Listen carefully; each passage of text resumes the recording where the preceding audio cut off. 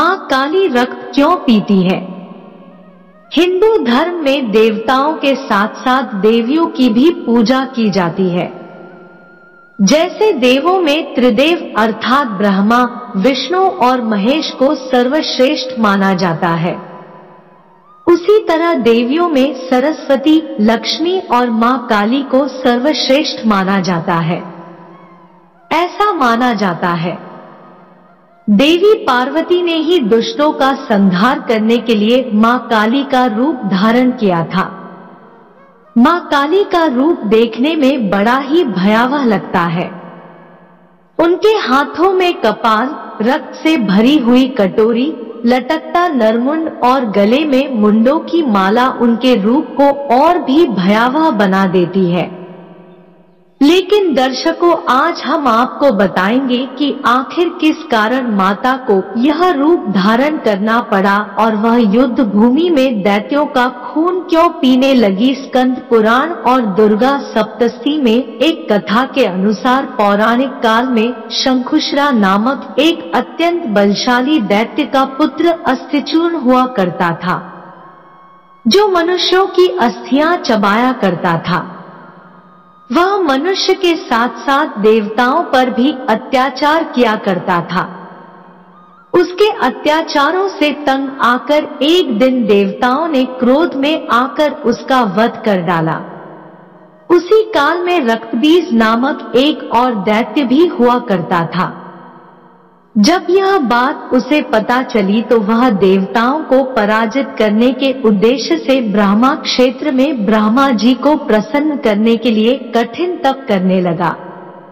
करीब 5 लाख वर्ष बाद रक्तबीज के घोर तप से ब्रह्मा जी प्रसन्न होकर प्रकट हुए और उसको वरदान मांगने को कहा।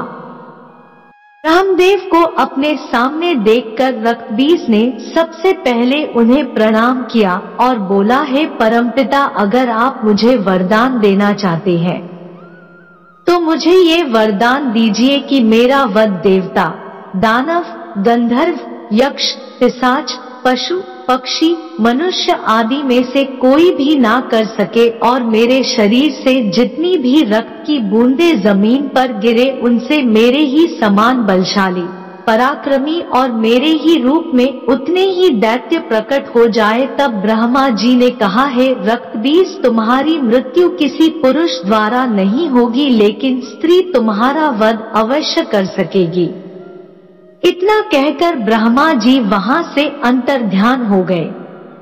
उसके पश्चात रक्तबीज वरदान के अहंकार में मनुष्यों पर अत्याचार करने लगा और एक दिन उसने वरदान के अहंकार में स्वर्ग लोक पर भी आक्रमण कर दिया और देवराज इंद्र को युद्ध में हराकर स्वर्ग पर अपना अधिकार कर लिया। उसके पश्चात 10,000 वर्षों तक देवतागण रक्तबीज के भय से मनुष्यों की भांति दुखी होकर पृथ्वी पर छिपकर विचरण करने लगे। उसके बाद इंद्र सहित सभी देवतागण पहले ब्रह्मा जी के पास गए, फिर सभी ने उनको अपनी व्यथा सुनाई। तब ब्रह्मा जी ने कहा, मैं इस संकट से आप सभी को नहीं उबार सकता, इसलिए हम सभी को विष्णु देव के पास चलना चाहिए। फिर ब्रह्मा जी सहित सभी देवतागण श्री विष्णु जी के पास गए, परंतु विष्णु जी ने भी यह कहते हुए मना कर दिया कि रक्तबीज को मारना मेरे भी बस में नहीं है। फिर सभी देवता वैकुंठ धाम से कैलाश के लिए चल दिए। लेकिन जब वो वहां पहुंचे तो उन्हें पता चला कि भगवान शिव उस समय कैलाश पर नहीं बल्कि केदारनाथ क्षेत्र में सरस्वती नदी के तट पर विराजमान है। तत्पश्चात सभी देवतागण केदारनाथ धाम पहुंचे। वहां पहुंचकर देवताओं ने भगवान शिव को सारी बात बताई। तब ब्रह्मा जी ने शिव से कहा, हे शिव, मेरे ही वरदान के कारण रक्तबीज को देवता, दानव, पिशाच, पशु, पक्षी, मनुष्य आदि में से कोई भी वध नहीं कर सकता, परंतु स्त्री उसका वध अवश्य कर सकती है। तब भगवान शिव ने देवताओं से आदि शक्ति की स्तुति करने को कहा। फिर सभी देवताओं ने रक्तबीज के वध की अभिलाषा से आदि शक्ति की स्तुति करना शुरू कर दिया। कुछ समय पश्चात देवताओं की स्तुति से प्रसन्न होकर हिमालय से एक देवी प्रकट हुई और देवताओं से कहा, हे देवतागण, आप दैत्यराज रक्तबीज से बिल्कुल निर्भय रहे, मैं अवश्य उसका वध करूंगी। उसके बाद देवी से वर पाकर सभी देवतागण अपने अपने स्थान लौट गए। फिर एक दिन देवताओं ने नारद जी से कहा कि वे रक्तबीज में ऐसी मति उत्पन्न करे जिससे वह देवी के साथ किसी भी तरह का कोई अपराध करने को विवश हो जाए। उसके बाद नारद जी ने रक्तबीज के पास जाकर उसको उकसाने के उद्देश्य से कहा कि कैलाश पर्वत के ऊपर भगवान शिव का निवास स्थान है। शिवजी को छोड़कर सभी देवता दानव तुम्हारी आज्ञा का पालन करते हैं और तुमसे डरते हैं, परंतु शिव के साथ एक देवांगी नाम की अबला नारी रहती है, जिससे शिव जी के कारण देव दानव कोई भी उन्हें जीत नहीं सकता है। तब रक्तबीज ने कहा, देवर्षि, ऐसा क्या कारण है जो उस स्त्री को कोई नहीं जीत सकता? फिर नारद जी ने रक्तबीज से कहा कि तीनों देवों में से शिवजी सबसे अधिक जितेंद्र और धैर्यवान है, इसलिए देव दानव नाग आदि कोई उनका कुछ नहीं बिगाड़ सकता। अगर तुम उन पर विजय प्राप्त करना चाहते हो तो किसी तरह सबसे पहले उनका धैर्य डिगाओ। नारद जी के वचन सुनकर शिवजी को मोहित करने के उद्देश्य से रक्तबीज पार्वती के समान अत्यंत सुंदर स्त्री बनकर कैलाश पर्वत पर जा पहुंचा। शिव जी ने अपने ध्यान योग से उस पार्वती रूपी दैत्य रक्तबीज को पहचान लिया। तब उन्होंने क्रोध में आकर उसे श्राप दिया और कहा, हे दुष्ट, तुम कपट से पार्वती का वेश बनाकर मुझे छलने आया है, इसलिए महेश्वरी पार्वती ही तेरा वध करेगी।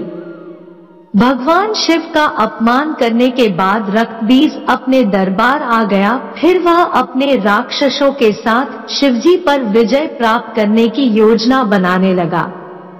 उसने सबसे पहले अपने राक्षसों से कहा कि यदि पार्वती मुझसे प्रेम करने लगी तो शिव का धैर्य अपने आप ही नष्ट हो जाएगा, फिर पत्नी वियोग के कारण शिव कमजोर हो जाएंगे और उसके बाद उन्हें हम आसानी से जीत पाएंगे।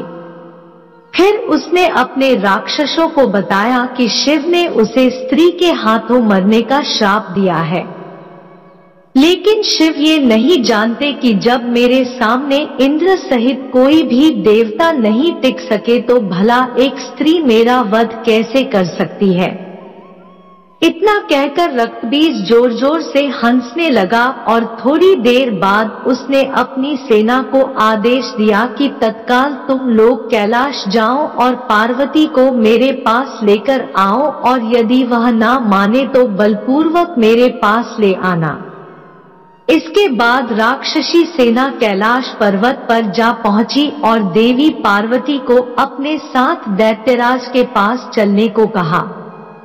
दैत्यों की बात सुनकर देवी पार्वती क्रोधित हो गई और अपने क्रोध से दैत्यों को जलाकर भस्म कर दिया। उसी समय कुछ दैत्य वहां से अपनी जान बचाकर रक्तबीज के पास पहुंचे और उसे माता पार्वती की शक्ति के बारे में बताने लगे। यह सुनकर रक्तबीज क्रोधित हो उठा और उसने अपने राक्षसों को कायर कहा।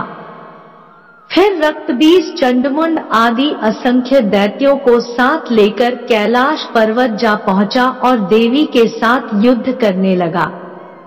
इस युद्ध में माता पार्वती सभी देवताओं की शक्तियों के साथ मिलकर लड़ने लगी और चंडमुंड सहित सभी दैत्यों का वध कर दिया। परंतु रक्तबीज के शरीर से जितनी भी रक्त की बूंदें धरती पर गिरती उससे उसके समान ही एक और दैत्य उत्पन्न हो जाता, इसलिए अभी तक उसका वध नहीं ही सका था। फिर देवी पार्वती ने मां काली का रूप धारण किया और अपना मुंह को फैलाकर रक्तबीज का खून पीने लगी। इसी प्रकार अपनी जीभ फैलाई, जिससे मां काली उत्पन्न हुए दूसरे रक्तबीजों को निगलने लगी। कुछ को रक्तविहीन करके मार दिया। अंत में मुख्य रक्तबीज भी शूल आदि अस्त्रों के मारे जाने व उसका खून चूसे जाने से रक्तविहीन होकर धरती पर गिर पड़ा। इस प्रकार देवताओं सहित तीनों लोक रक्तबीज के नाश से प्रसन्न हो गए। मित्रों, इसी तरह मां काली ने कई राक्षसों और दैत्यों का वध किया। दोस्तों, यह कहानी आपको कैसी लगी कमेंट बॉक्स में जरूर बताइएगा। वीडियो अच्छा लगा तो वीडियो को लाइक और शेयर करें, चैनल को सब्सक्राइब करें। धन्यवाद।